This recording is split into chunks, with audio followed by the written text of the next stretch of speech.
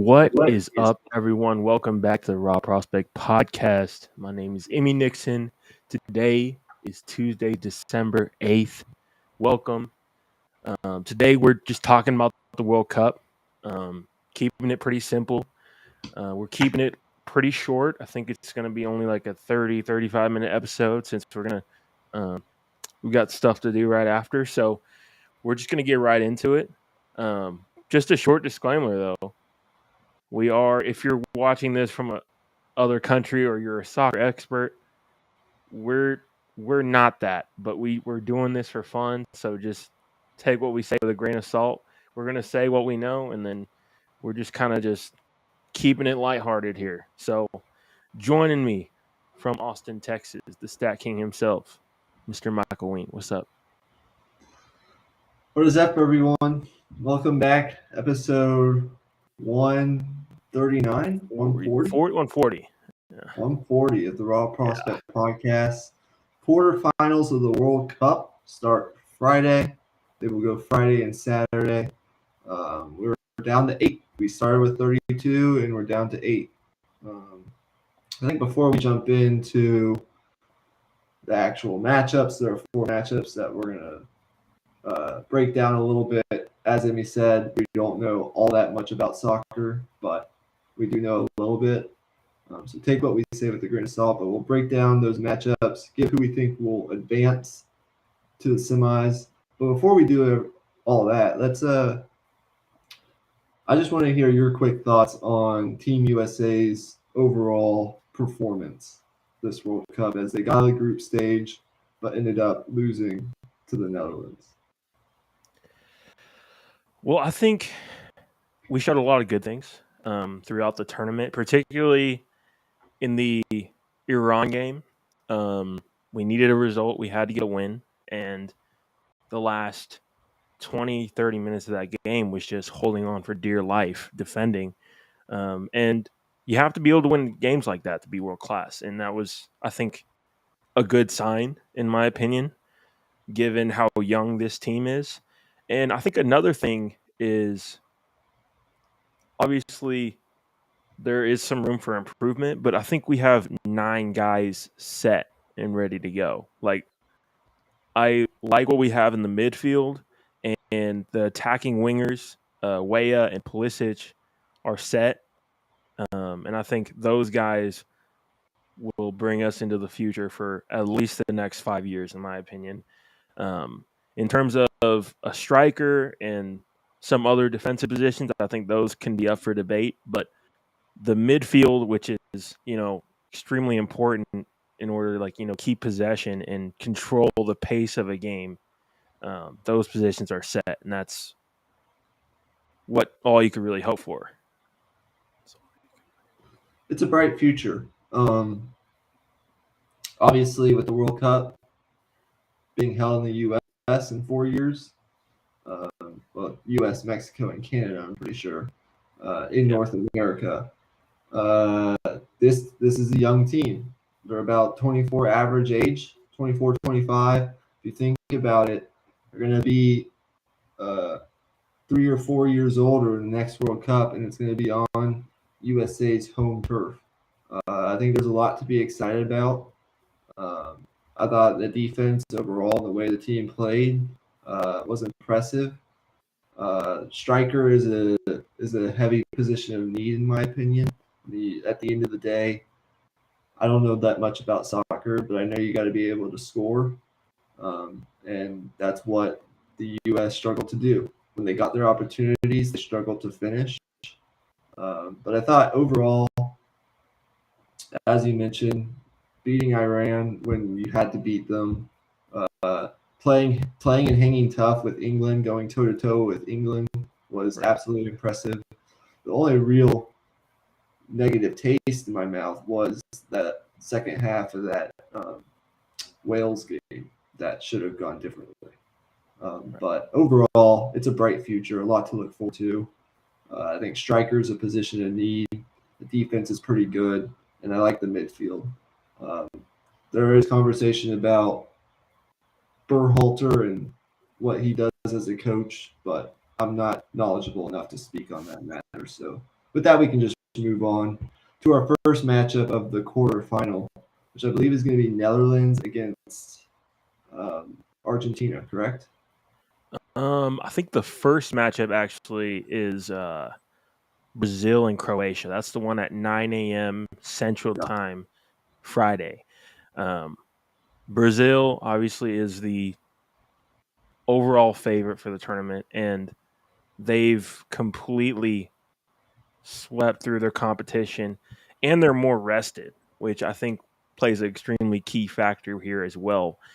They sat all their guys for their last group stage game, and then rested a bunch of guys in the second half of that South Korea game that was out of reach.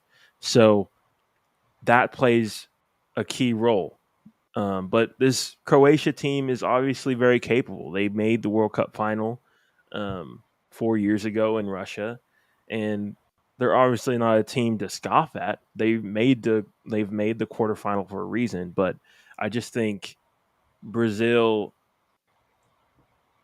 if they lose to Croatia, it would be very, very disappointing. This team has much higher aspirations than just the quarterfinals. 3 draws to just 1 victory for Croatia. They're a very scrappy team, but they scraped by a couple inferior opponents throughout the group stage. Um, they've had a fantastic tournament from their goalkeeper. 2 draws, 2 scoreless draws proves that they can play some defense, they can compete. But at the end of the day, this Brazil team, don't think this Croatia team has enough in the attack game to compete with the firepower that this Brazil team has. I do believe Brazil might be dealing with a couple of injuries, but I'm not exactly sure. I think both teams actually might be dealing with some injuries. There's a muscle injury for the fullback for Croatia. I'm not going to attempt to pronounce his name. And then I think Brazil has a number of minor injuries they have to worry about as well. But I think Brazil's probably the deeper team, and I think they'll find a way to win this one. I think they're surely better in the attack game, and they'll score more. Yeah, in the final third, Brazil is as good a team as I've ever seen. I mean, the one goal I think of, obviously they've had a bunch in this tournament, but Richarlison, I believe, in the first game of the tournament, had a bicycle kick goal off of a cross. I think that was one of the most insane goals I've ever seen, and then it just got buried into all the other goals that they ended up scoring in the tournament. They've just been lights out offensively. The one thing Croatia may be able to do that some of their other opponents haven't been able to is just challenge Alisson, their goalkeeper for Brazil. If they can just be crafty enough to have, the counterattacks, then they'll have a shot. But I see Brazil moving on. It's pretty simple. Okay, with that, Netherlands and Argentina. I believe that's the other matchup Friday. What do you got? Well, this matchup is super interesting. I think the Netherlands is underrated defensively. If you look at their track through the tournament, they've only given up 2 goals, and one of them was just a penalty, I think, against Ecuador, if I'm not mistaken. They've been pretty much lights out defensively. So I think if that continues, then we could see this game go into a penalty shootout, which I could definitely see happening. The other side of things, though, is, of course, Argentina has Messi, who has slowed down a bit, isn't as quick as he used to be, but he's just so precise with his passing. He knows exactly what he has to do when he knows how to get to where he wants to go on the field. He can just dribble through anything, it feels like. And he's not the he's not going to be scoring a ton of goals, but you best believe he will be involved in every goal this Argentina team scores, and they'll go as far as he takes them. And I think this game might go into extra time. That's kind of the feel that it gives just based off how these two teams are playing. But I'm interested to see how you see it. Well, for me, as the road to the World Cup narrows and there are less teams and we get deeper into the tournament, I hope that every match goes to penalty kicks, to be honest with you. The penalty kicks I watched this morning, Morocco and who was it? Spain. Man, that was so crazy, and I just loved watching that. But yeah, man, I think the Netherlands are impressive. The one thing that I've noticed, this is just my observation throughout the tournament from the Netherlands, is while they might not create many chances, they've been great capitalizing on the chances that they do get. And as you said, they're underrated defensively. I think they'll be able to stifle Argentina in the attack a little bit. I think Argentina is going to struggle finishing. They'll create their chances, sort of their half chances, but I think they're going to struggle finishing, and I think Netherlands will steal a couple opportunities. It might go to extra time, but I think the Netherlands, actually, I would bet on them to pull the upset here. I believe they're the underdogs, but they're plus a half goal against the spread. I think and plus 105 on the money line. If I were a soccer betting guy, which I'm not, and take everything I'm saying with a grain of salt, I think I would take the Netherlands for those reasons. Yeah, I wouldn't argue with you there. I think I have a weird feeling. I mean, once it goes to pens, obviously it's a coin flip. But even before that, I think the Netherlands could break through early in this game and maybe catch Argentina off guard on a counterattack or something of that nature. But okay, let's move on to the surprise of the tournament. Morocco going up against Portugal on Saturday in the morning game, again at 9 a.m. I'll let you start off. Well, what the hell is going on in Portugal? I know they just crushed Switzerland, but bringing Cristiano Ronaldo off the bench was so interesting to me. But I think in some ways it could help. It could help not only Cristiano Ronaldo himself light a fire under a great player like himself, but help this Portugal team. Morocco, they've been scrappy and impressive the entire tournament. And they were great today, late, especially in penalty kicks. I think this will be a closer game than people think. But it's going to be interesting what Portugal ends up doing next game with Ronaldo. I think today was a punishment for how he reacted to being subbed for in their last matchup. So there's some antics there with Ronaldo that they got to get figured out. But I think at the end of the day, Portugal will be fine and they'll find a way to win this. But that's just my 2 cents. Yeah, I personally, I think Bruno Fernandes is their best player at this point.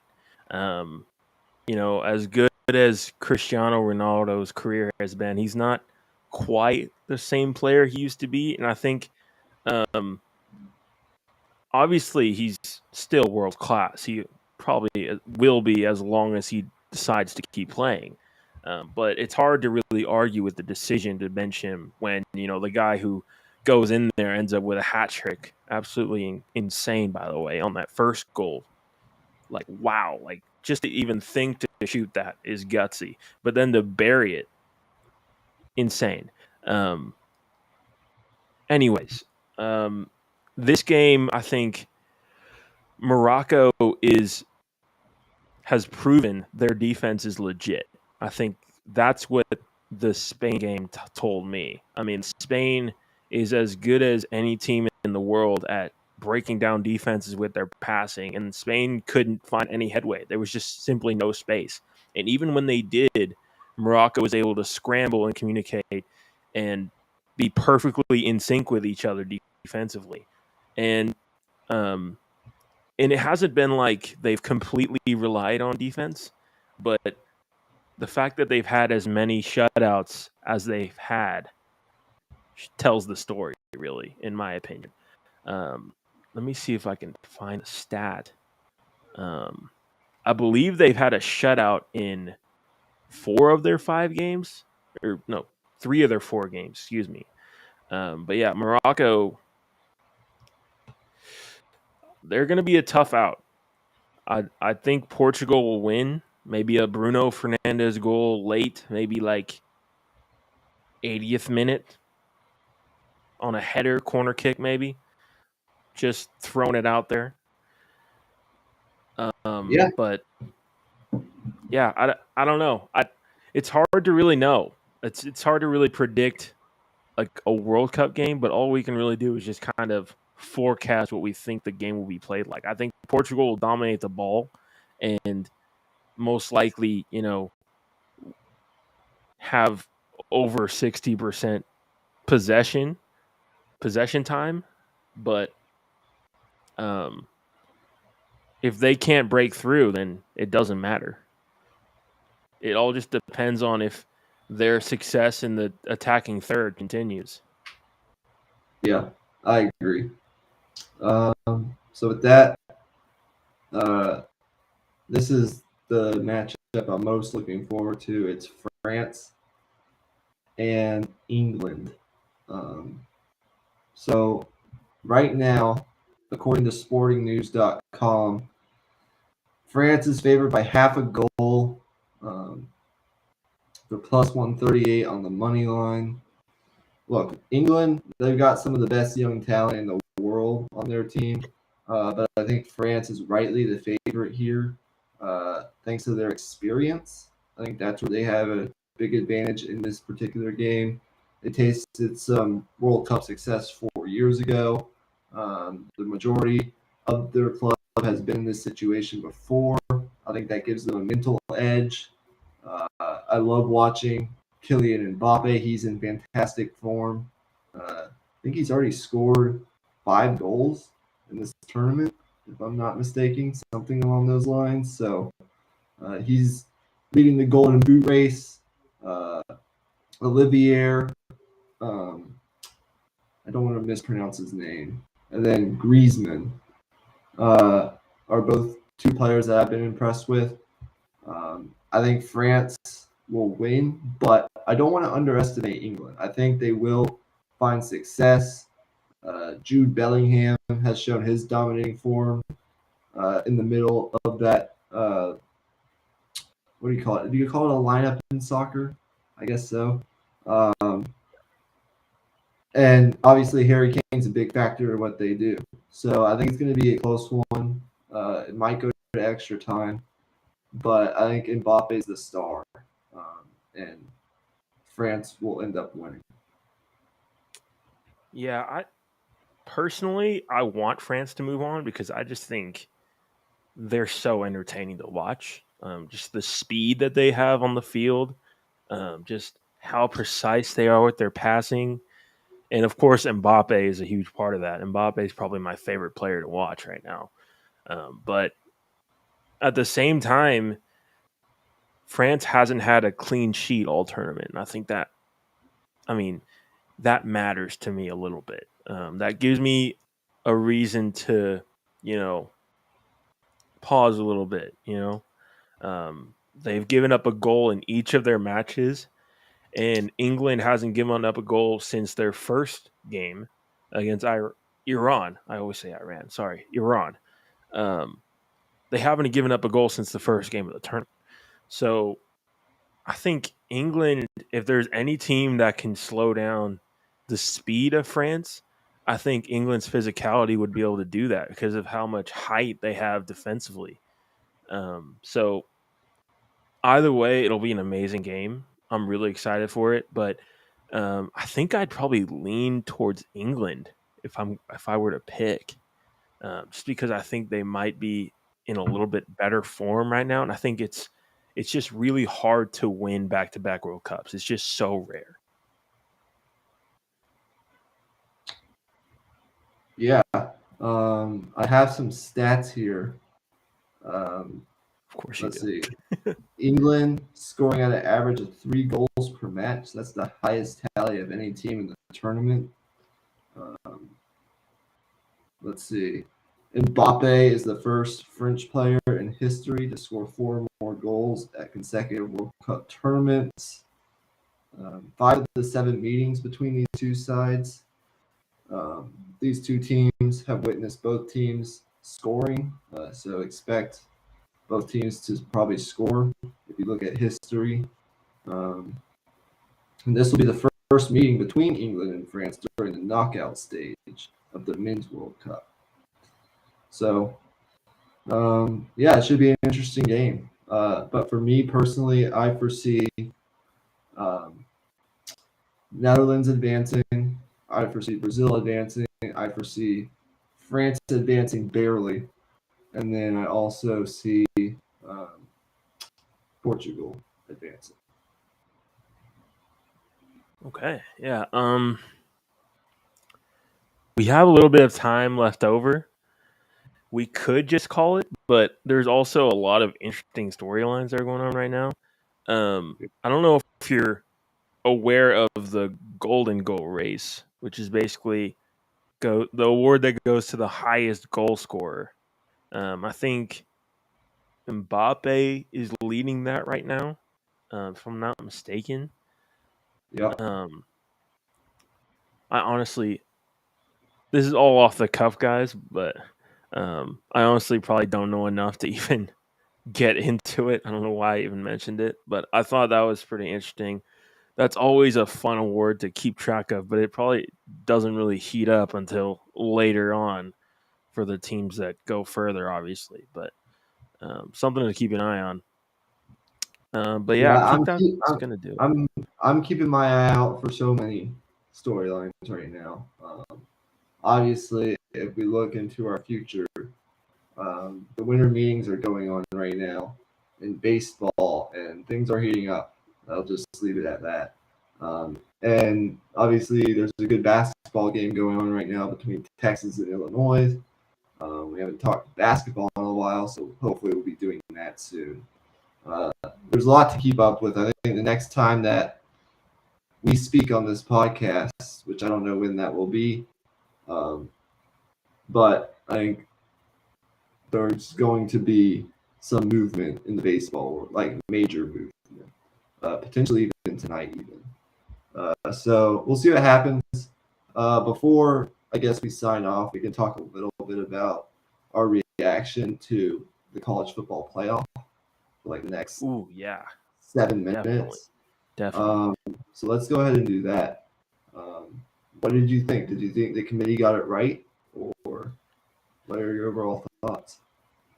Well, I think no matter what, they were in a tough spot. I think ultimately they did get it right. Obviously, Bama fans or obviously USC fans are sick right now, but that's just how it is every year. The fifth and sixth teams are always sick.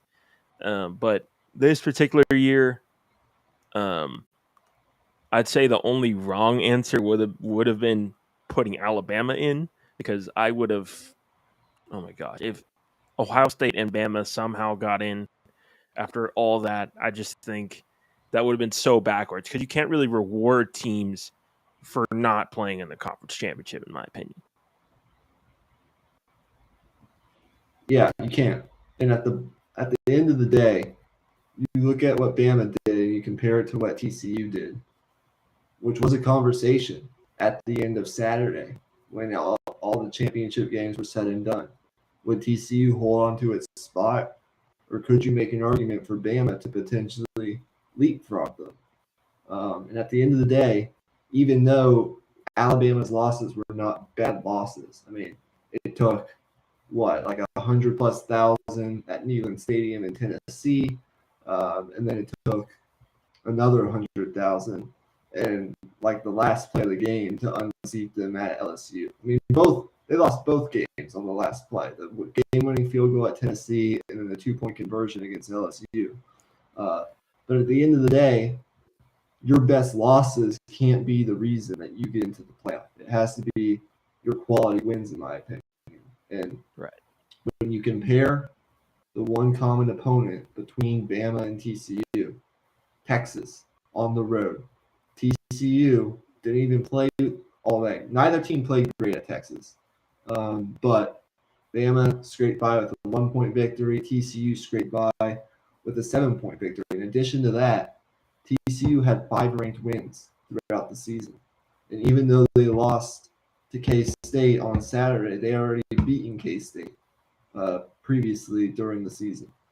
So they had more ranked wins. I think they had more quality, overall strength of schedule, top to bottom. They showed they could win in multiple ways, coming back, dominating. You look at what they did to Oklahoma. You look at what they were able to do in that K-State game. You look what they were able to do in a more ugly, low-scoring game in a hostile environment in Austin. They won in multiple ways. And at the end of the day, even though I think you can make an argument that if those two teams matched up on a neutral field, Bama might beat TCU. I think TCU deserves the spot more. So Absolutely, I think the committee got it right. And look, with Ohio State, people want to talk about what happened in Ann Arbor 2 weeks ago, or not in Ann Arbor, in Columbus 2 weeks ago when Michigan won that game. But if you really look at it, Ohio State was really in that game until like the early to middle stages of the fourth quarter. That was when Michigan really pulled away and made the score what it was. Now, Jackson Smith and Jigma, unfortunately, will not be playing in the semifinal, and they're going to have to play once again. They're going to have to play Georgia in Atlanta. It's sort of in their backyard, and what Georgia has looked like in Atlanta the past couple times that they played in that stadium. Just blowing the doors off LSU. I thought that game was going to be a little bit closer than it was. And then absolutely dominating Oregon at the beginning of the season. Then going back to last year, they've had some success. But, yeah, losing Smith and Jigma is going to be tough, I think.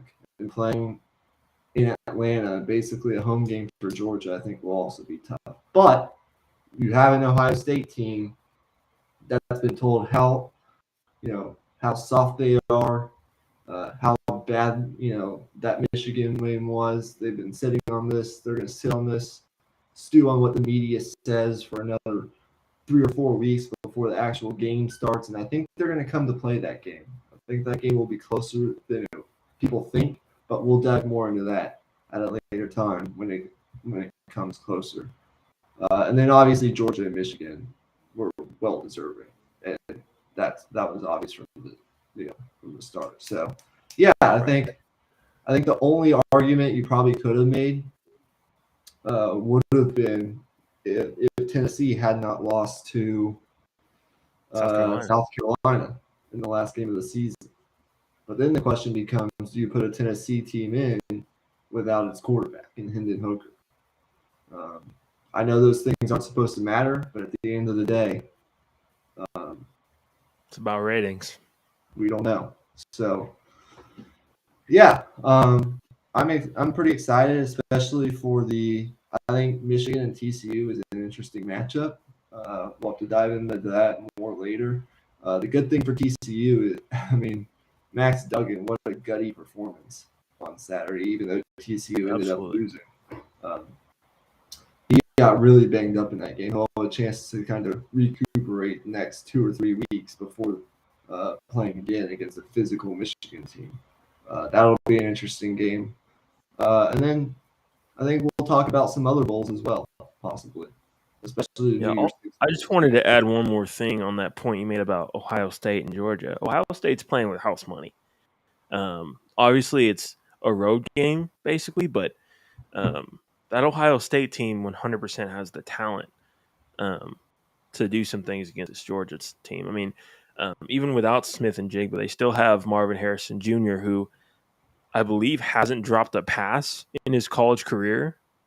If I'm not mistaken, I think I saw a stat like that on Twitter somewhere. Marvin Harrison hasn't dropped a pass since high school. So insane. But besides the point, I think CJ Stroud, you could argue, might be the best pocket passer Georgia has played this year. It's debatable, but I think you could argue it. Yeah, I mean, I think it's going to be closer than a lot of people think. Ohio State, as you said,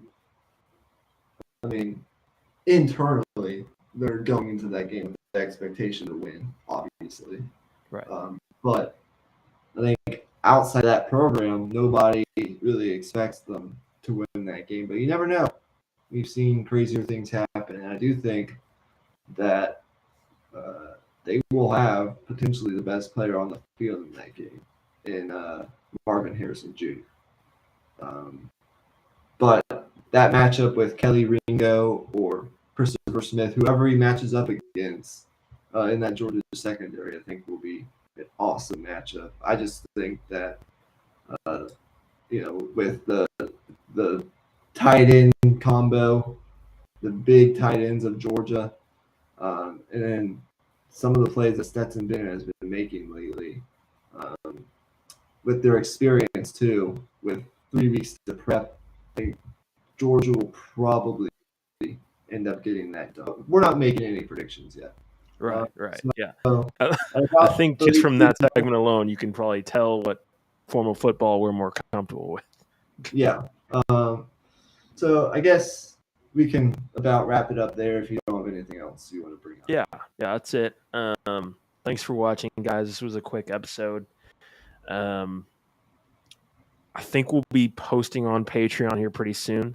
We have finals this week for you, I think, and then next week, beginning of next week for me. So it's a busy time, but we'll be getting content out as much as we can. We appreciate the patience, and I'll let Michael sign us off. Yeah, I'm not sure what it's going to look like, whether or not we do a picks podcast this week. If we did, it would only be NFL because there are no college games.